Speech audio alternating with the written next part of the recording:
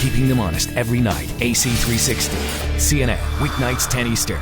Does it make sense to you that a budget deal that's being hashed out right now, which is all about reducing spending, includes all these riders, including one about delisting the gray wolves from the endangered species list, which doesn't seem to have anything to do with actually cutting spending? No, but there's not much in Washington that's ever made much sense to me for a long time. So no, that doesn't make any sense. And it really shows how out of touch so many people are here in Washington, and how unlikely it is that we'll get to the bottom of our problems, because, you know, it might be Planned Parenthood or NPR or wolves out there. And then when it comes to doing something seriously, like changing our foreign policy and not fighting so many wars, they don't even put that in the budget. Both Republicans and Democrats agreed to fund the wars to the end of the year. That's not even debated at all. But they will go and debate these miscellaneous issues, and but it just shows how seriously out of touch I think we are. Is that just about deal making in Washington? I mean, is that just kind of par for the course of how business gets done? Yeah, I think so. I mean, notoriously here, if you get one little thing that you can go back to your district and claim this is what I accomplished, they might have been going to vote one way all along. But if they say, you give me that, now you can put me down as a yes. But I thought we were getting away from that because, with the Tea Party movement and people getting tired of that. So I'm surprised that it's still going on, especially in a budget debate like we're having now, where it's just sort of, how do we get to the end of the year so we can start this all over again for next year? So will you vote for this budget deal? Oh, no. I mean, I in the 1970s, after we had a change in our monetary policy, in my mind, this would change the whole ball game, that we would have endless spending and endless deficits and end up in a crisis. So I have voted against every spending bill except probably for veterans since the 70s, anytime I was in office. So, no, I can't vote for this budget. There's no serious attempt to cut. They talk, even our side says we're going to cut $6.2 trillion over so many years. Well, that's just a cut from Obama's budget. It's not real cuts. Everything is increased. The national debt's going up this year $2 trillion. And they're talking about $38 billion, and 10 had already been counted. They're counting, no, it's 12 billion. They're counting twice.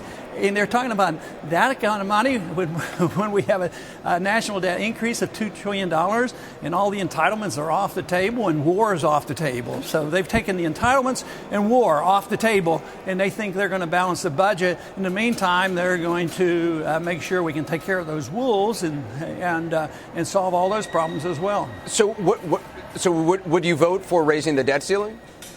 No, for the same reason. I didn't vote for any of the spending. Why should I accommodate them and endorse the system that we have? No, it's debt.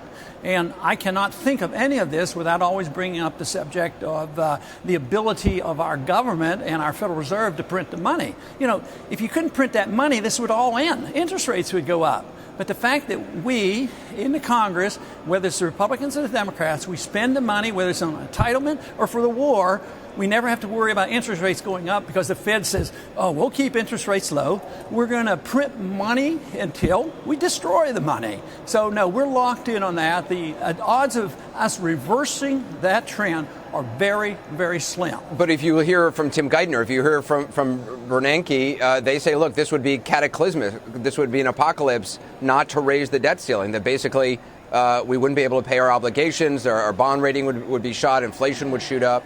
Yeah, well, no, when they print money, that's inflation. That's literally inflation. They always use fear tactics.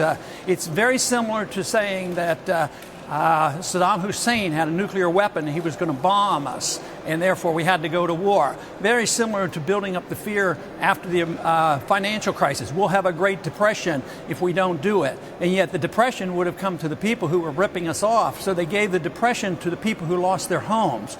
So yes, they always use the fear mongering, and the establishment, whether it's the Federal Reserve or Treasury, they're going to come and say, raise it up, legalize what we're doing, keep the system going for a long time, never look at the real problems of cutting back the size and scope of government.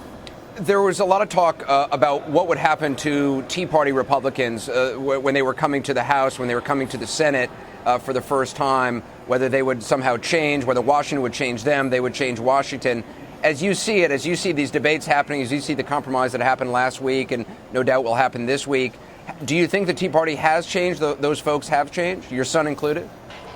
No, I don't think he's changed. He's very determined, and several of them are. You have to realize, though, if even everybody that was newly elected didn't get elected by the Tea Party, so you have to take the new members and maybe cut them in half, and most of them really want to, and they've stuck to their guns, but they don't have any real clout. I mean, they're not the majority in the House, and then you still have the Senate, and then you still have the president, so there's no way they're going to have their way.